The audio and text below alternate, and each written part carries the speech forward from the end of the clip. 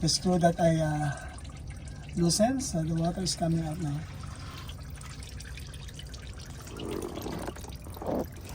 Rusty. There's the water pump.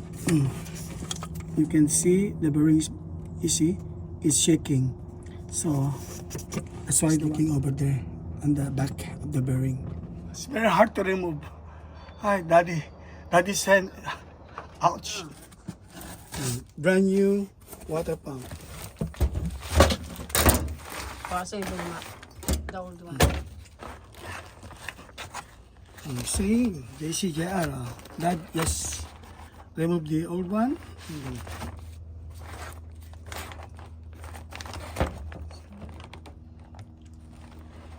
Bakit siya nagli-leak ng water? Bearing, bumigay na yung bearing. What you doing? Yeah, I just put, before I put the rubber gasket. Just to make sure it very easy to remove and it will make the rubber always in good condition. Okay. More? Ayos na. Better put the rubber. Level it so that is gonna make a very good surface.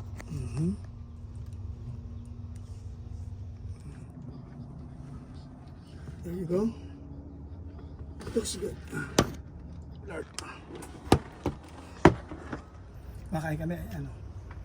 While fixing the car is right there. Look how big it is. Our monster truck. Just to fix it. Oh my.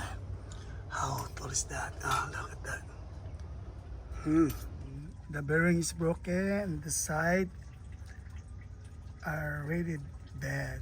That's why it's leaking.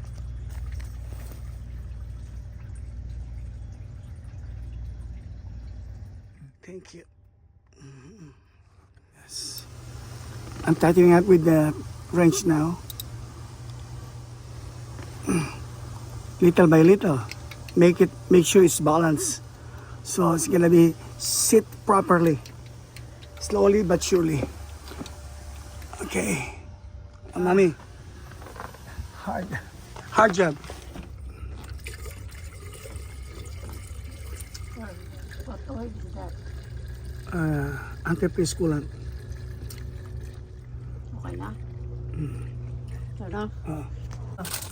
What are you gonna do now? Huh? What are you doing? Changing the oil. Oh. Is the filter? Oh. Make sure to put oil on the filter. There you go. You put everything. Yay! Mag-spit Hindi, oh. kailangan nilalagay.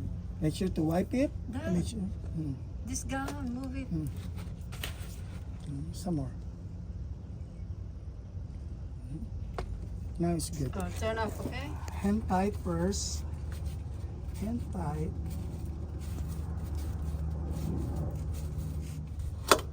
Okay, just a little bit only. 1, 2. That's enough. One more. Still na. That's good. That's Okay good. na? Really.